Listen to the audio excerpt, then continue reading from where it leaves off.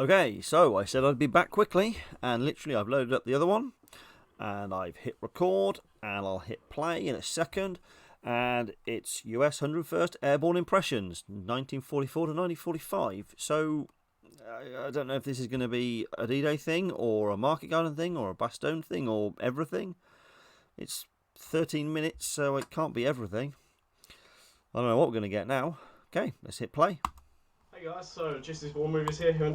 Okay, so it's Normandy impression because it's 44. Okay, well, right off the bat, rigger pouches, grenades, spoon handle, Garand. Okay, you know, it's except the awful, cheap, post-war, ugly chicken dove head flag. It's looked fairly promising. Done a video in a while, so I just thought I'd do one, just to show you all my current impressions, what I wear to events, and yeah, what I've got from D-Day through to Market Garden and through to Bastogne.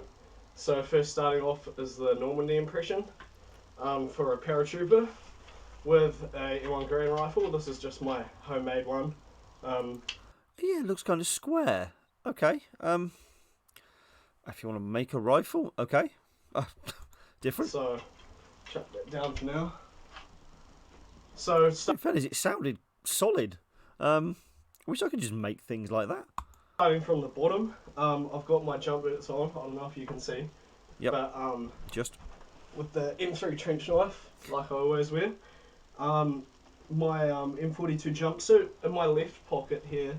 I've always kept my horsehide riding gloves and Good. my Jeep cap.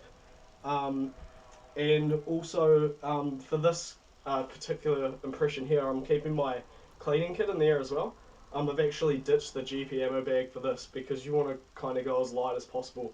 And I just Okay, we've got polar opposites of advice now. We've got all the other people saying they carried as much as they could and they loaded themselves everywhere, and we've got this guy telling us that they went as light as they possibly could. No, keep the GP ammo bag. It's as well. If you're doing early Normandy, keep the GP bag.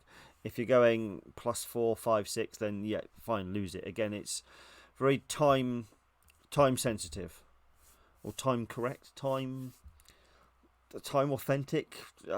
Yeah, you know what I mean. keep my cleaning kit in there, and then in my my other right pocket, sorry, I just keep room for any rations that I might need to have, as the real paratroopers did. You know, you could stuff a whole K ration in there. Yep, that's exactly what I keep in my legs. Two K ration boxes that are full of expanding foam, so that I can't crush them. I can hit them with things. I can lay on them, and they stay the same shape. I don't take them out of my pockets. They're going to remain in there forever, and eventually the cardboard will disintegrate, and I will have two blocks of foam which will always be the right shape, and nobody will ever see them. Moving up into the pockets of my jumpsuit, just basically as you've seen in other videos. So I've just got in these pockets all my like Hershey bars, Carlisle pouches, D rations, Pouches? and my parachute scarf. I'll keep Oh no! No, we're on a slippery slope now. I don't know why he's got a Carlisle pouch in there. That's why you have a Carlisle pouch for the Carlisle bandage. But the food, yeah, great. I always stuff food in my pockets. The scarf, no, the scarf just needs to go on a bonfire. there if I'm not wearing it. Never wear it. In the other pocket, I've just got a load of D rations, More food. motion sickness pills, cigarettes, stuff like that. Coming up to these pockets, Again, somebody else with the motion sickness tablets. They were handed out at the airfield or on the plane. You take it. Nobody walks around with boxes of air sickness pills. I just mainly use them. It just helps me at events. Like in this pocket here, I've just got just a bag of plastic bags, not authentic or anything. But you know, No, but do you know what? I would much rather people put crap in their pockets than have a uniform which looks deflated, empty, and flat. because it stands out an absolute mile. So, I mean, that's why people tend to use socks, because they have socks to hand. They wear socks over a weekend, stuff them in your pockets. It gives it a shape. As long as it doesn't look like you've got breasts, where people put rolled up socks either side, and they just look, big, like round balls, then it looks rather odd. But, a flat plastic bag, carrier bags that are squashed, ideal. It just fills out that space. If the rain comes in and I want to protect some of my homemade paper items, because the real ones were made out of wax material and stuff, mine are just paper. So and I also keep some charcoal in this pocket for face blackening. I usually blacken my face at events to do kind of an immediate post jump. Good. Do you know what, I was just about to say that. I guess that's great, but depending on what day you're doing. But again, if he's doing immediately after jump, like D+1, D+2, yeah, then you should have a black face or remnants of a black face, because obviously you sweat on the plane, you sweat on the ground, you run round, you sleep, you wipe your face, it rains, you go through bushes, you get wet. All that stuff is sort of going to wear off. But then again, if you're doing early, you want that GP bag, because you still got a whole lot of stuff to carry and lug around with you. And then of course my spoon in here. In this pocket, I actually keep blanks. That's just where I store my blanks for events, because I'm not. Each time I could be using a different weapon, so I just keep the individual rounds there until I sort out what I'm doing with my pouches and stuff at events. We've got my airborne first aid packet, and then my grenades. So these are my rubber replica grenades, as you've probably seen in other videos. I've just painted the tops grey to try and get that added look of realism. Well, in fairness, with grenades, I did quite a lot of research, because I wanted to find out where a lot of them went, and in pretty much every photo that I could find of guys wearing grenades, they would have a lot in this portion here on the suspenders. Well, they do, but what you find is they're not worn on whichever side you shoulder the rifle. You don't have a grenade there, because I made that mistake. I put them on my webbing, they look great until you go to shoulder a rifle, and then you just have this ginormous block of iron in the way, and you can't aim, you can't do anything. It's just in the way. So yeah, have them one side, don't have them the other. I now keep both of them in a rigger pouch, so they're both out the way. So what I've done with this first one is just hooked it on the belt, because I've seen a lot of guys do that, and that was done. But just a little trick I do, I put the mock little pin. You wouldn't do it in real life, but I just put it in the suspender clip, because it kind of holds it secure. Also, what I've seen is guys putting it there is very common. It's just for the weight of a rubber grenade. It can easily get lost. Well, I mean, I haven't looked for photographs of guys doing that for real. It just seems insane that you'd have this quite a heavy lump of iron hanging from a piece of fabric as your pocket. No, I just can't see why you'd put it there. Of all places you could put it, it's not secure enough. As you said, it's just going to come out. So I wouldn't put it there. No. And also, if you weren't wearing a musette bag, you would probably put it in this D-ring here. With real grenades, the spoon would be a lot thinner metal, so you'd actually be able to probably hook. Like, I'm asking for advice on this. I'm guessing you could probably hook it into. Yes, they do fit through those D-rings. I did wear mine, as I said, I did wear mine like that. I didn't like it. They're just too much in your face. It's like you're trying too hard. I've got grenades. That's what you're saying. On the belt is ideal. One on the shoulder, one on the belt, I think looks really good. Or both on the belt. Or in the rigger pouches. You have them. That's the important thing. You don't need to be showing them everybody. But on the belt, I think they look best. Any of these little things here, because what I'm trying to avoid is hooking it on like this. Oh, Jesus. Which obviously wouldn't have been done. With this grenade over here. At least he knows that. So many people you see hanging from the pin, and then they tape it on. It's like, what are you thinking? I mean, one, how are you going to remove that now and use that? You've taped the spoon on. You've attached it via the pin. Yeah. Madness. See, I've that's simply just on the belt taped it looks really on good. around the suspenders. Like it kind of should, because the rubber's too thick to kind of go anywhere. I Yeah. guess I just have to do that. So if you've got any input on that, But in fairness, that looks like it's correct. Like looking from here, I don't know that that's not through the D-ring. Maybe in person you may see, but looking head on, you wouldn't know. Looks fine. Either keep it there or put it on the belt. I'd appreciate that. Moving up, I've got my M1 bandolier. Yep. A nice touch. So many guys miss off bandoliers, or they buy those dog shit ones with the M130 caliber, all the writing all over the bandoliers, which just looks absolutely crap. They weren't worn like that. They weren't used. That was a real late thing, or even a post-war thing. Those are cheap shit from China that just need burning. Throw them away if you have one. Just with some wooden blocks in it, and it's facing me. That's why you don't see the cells on the side. Yep, and my webbing. I used to use a cartridge belt for my main impression. Now I've kind of switched to rigger pouches just because I did a bit of research and I found. Did we hear that, folks? He was wearing a cartridge belt. He did some research. I think it's one of the first times we've actually heard somebody say that. He did some research. He saw that nobody was wearing them. He bought a pistol belt with some rigger pouches. I like this guy. Found it was actually a lot more common for guys to have rigger pouches. Yep. So I've got 2 rigger pouches on this side. Good. My canteen, pistol belt, entrenching tool, first aid pouch. So yeah, mainly I chose the rigger pouches because it also allows you to use an M1 carbine accurately with your loadout, whereas a cartridge belt only allows you to use a Garand or Springfield. I mean, he is true with the Garand and the thing, but they all paratroopers should be wearing 1936 pistol belt, rigger pouches. Unless you're an officer, you don't get a carbine. Look at the TO&E. It says exactly this thing. I'm not making this shit up. You can look it up. I keep mine printed next to me for these reasons. Because everybody says, "What are you on about? What do you mean? They all had Thompsons. Look at Band of Brothers."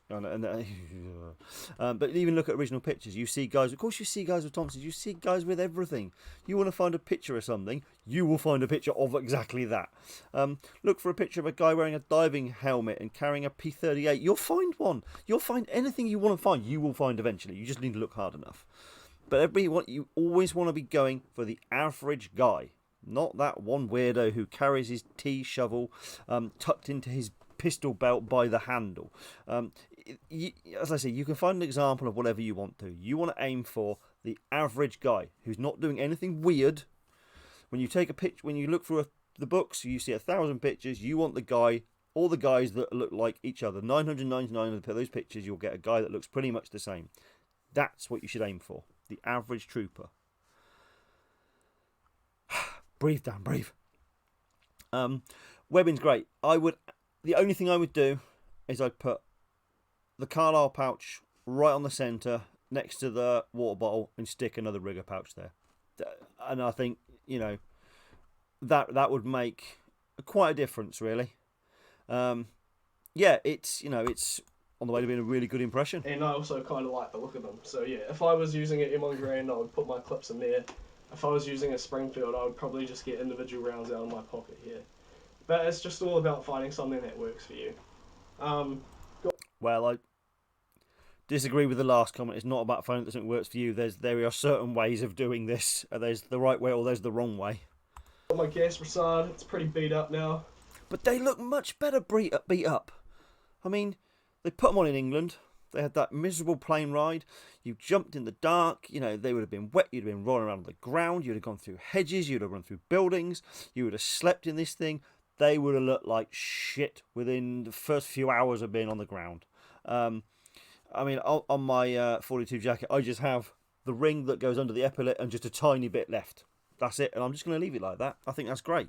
You don't want it looking brand new.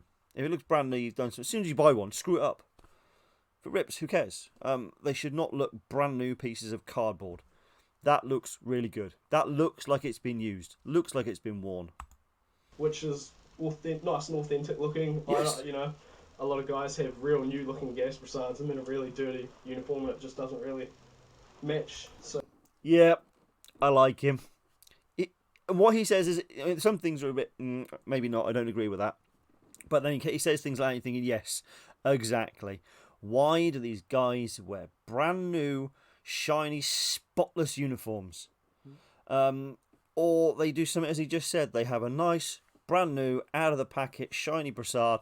The rest of them is filthy. It doesn't. You've got to have some continuity. You've got to know. This comes down to you've got to know who you are, what you are, or what unit you're in, but most importantly, what day is this? Because if you're just being 101st paratrooper in Normandy, how can you even begin to get that right? Is it D-Day +1? Is it D-Day +20? There is a huge difference in what you're carrying, what you're wearing, and the state of you would look like. If you don't know the date and who you are, how are you supposed to get any of this stuff right? So that's probably going to wear off soon anyway. Got my wool shirt underneath. Good. You get brownie points for that as well. And then my M1C helmet on top. And so yeah, this is my basic rifleman's kit. This would be like your immediate post-jump kit. Basically, as much as you could load up. In reality, you would have more, smoke grenades, frag grenades, gammon grenades and stuff up here. Yeah, you would have a gammon grenade. You would not. Smoke grenades is one of the things you don't really see much mention of. You will see them in the odd picture. I can find no reference as to who takes smoke grenades. I can see how many grenades people are supposed to take. I think it's 3. It's 3 or 4, I think. Off the top of my head, without trying to find that, which will be a nightmare. But yes, smoke grenades don't seem to get mentioned. But gammon grenades, everybody's supposed to take a gammon grenade, everybody's supposed to take a Hawking mine. It's actually a Hawking grenade, number 75 British grenade. Although, you think it's not a grenade, is it? Because you need to lay it on the floor and something to crush it. But it's classified as a grenade, used like a mine. So now what I'm just going to show you is kind of your assault loadout for this exact impression, but if you were going on a short patrol or something. So it kind of goes without saying, if you were settled in for the night or going on a short patrol or something, you would want to be as light as possible, but carrying the most ammo you could. So Yeah, okay, I know what he means by this, but when you see the guys that are doing the scouting and the short patrols, I mean, they literally dump everything. You take no webbing, you take pockets full of ammunition and grenades, and that's it. You want to be in and out quickly. There's quite a few pictures in the Carentan books, and they mention exactly this. So you ditch everything. You want to be able to run, and you can't do that in webbing properly. No matter what you're trying to do in a set of webbing, it's restrictive. All that weight, you would take the minimum about what you think you're going to need. You dump everything else. It just makes sense, really, that you would take away your entrenching tool. You'd leave that behind, your musette bag, any like GP bag and stuff. You might want to carry it for ammo, depending on what you had. You may carry a bandolier with you, but yeah, basically it's all about going away. You're more than likely to lose the webbing, take a GP bag or a bandolier, and that's it. But you lose as much as you possibly can. And it's perfectly okay at events just to walk around just like that, because a lot of the guys did, as long as you went on an extended march or anything.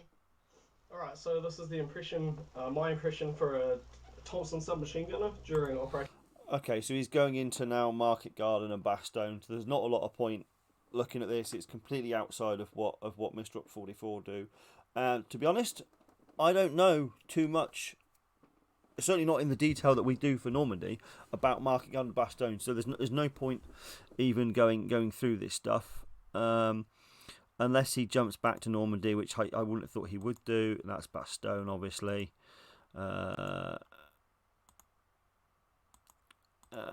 Does he say anything at the end? Let's just hit play in case he's on, and you'd probably be going really light. So, yeah, that concludes my video. If you guys want to have any discussions about it or ask any questions, feel free. Hope you enjoyed it. Hope you learned something. Yeah, and if you've got any tips for me, just let me know. Okay. So Jesse's War Movies here, haven't done a video. Stop. Yeah, I will comment on that, and I will say we've done a review. I really like your impression. It is really good. There's those little tweaks you can do to make it better. I can't tell if it's CC2'd or not. I don't think so. I think it's just dirt. But again, dirt is better than no dirt. Yeah, it's on the way to being very, very, very good. But I will send the message after I've said, after I've finished this video. Yeah, I'm pleasantly surprised. That was really good. Okay, guys, until next time.